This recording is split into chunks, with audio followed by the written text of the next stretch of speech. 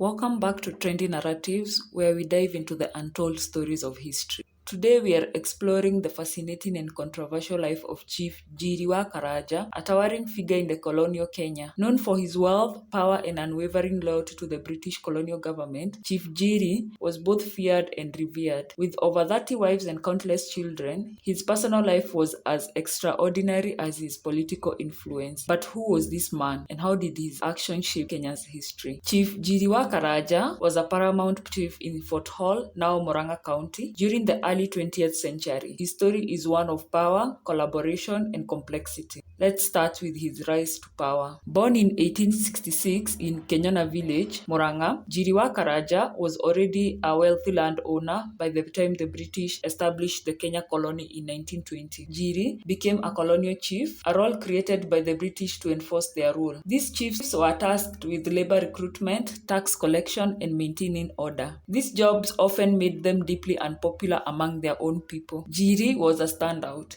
His wealth, which included 5,000 goats, 4,000 sheep, and 2,000 cattle, gave him influence even before his appointment as a chief in 1901. The British saw him as a reliable ally, and he leaned into this role, earning the title of Senior Chief and later the Member of the British Empire, or MBE, for his loyalty. One striking symbol of his alliance was a 60-foot Union Jack flying defiantly outside his home, even during the Mau Mau uprisings. His collaboration wasn't just symbolic. Jiri was so valued by the British that a Kenyan police reserve plane dropped a daily copy of the East African Standard at his homestead. Because he was illiterate, a guard read him the news, focusing on his three obsessions: how many Mau Mau dead, how many bombs dropped, and how many guns for the home guards. This tells us Jiri was deeply invested in the suppressing of the Mau Mau, a Kikuyu-led movement fighting for land and freedom. Jiri's hatred for Mau Mau was legendary. His home on the edge of Aberdare Forest, where Mau Mau fighters hid, was heavily guarded. During the 1952 to 1959 state of emergency, he allegedly tortured Mau Mau suspects, though specific methods are unclear. His actions made him a target, yet he survived, while other loyalist chiefs like Warohio in Kiambu and Higa in Nyeri were killed by Mau Mau fighters. His loyalty brought rewards. The British gave him fertile land, superior seedlings, and trade licenses, making him one of the biggest beneficiaries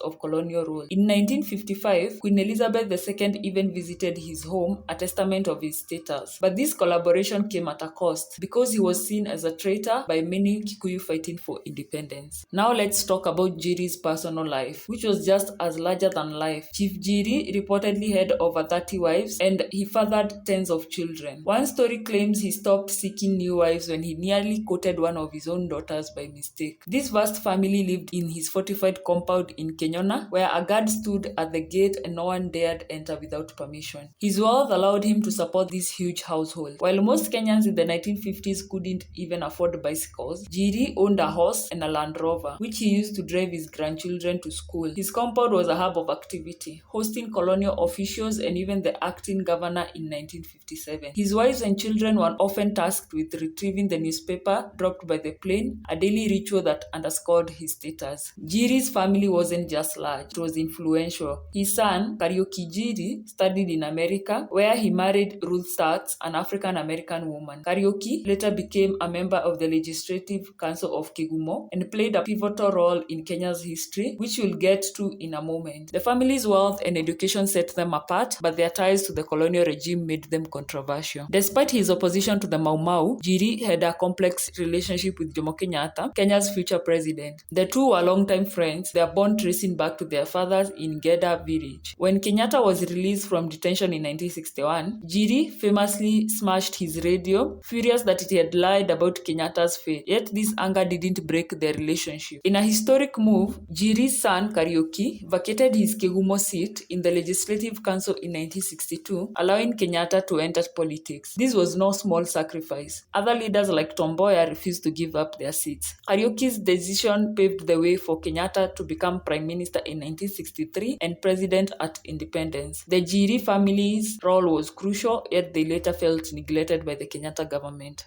Jiri's legacy also lives on through Jiri School, a boys' secondary school he helped establish in the 1950s. He lobbied the Fort Hall District Commissioner for an African government school, which opened in 1959 on 65 acres of land. Today, it's a national school with 1,200 students and notable alumni like Miguna and former MPs. Jiri's commitment to education despite his illiteracy was remarkable. Chief Njiiri wa Karanja was a man of contradictions, a wealthy, powerful chief who collaborated with the British. He was both a villain to the Mau Mau and a hero to the colonial regime. His large family and influence shaped Murang'a, and his son's sacrifice helped launch Kenya's first president. What do you think of Chief Njiiri's legacy? Was he a collaborator who betrayed his people, or a pragmatic leader navigating a tough era?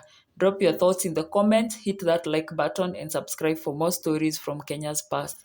Until next time, keep exploring history.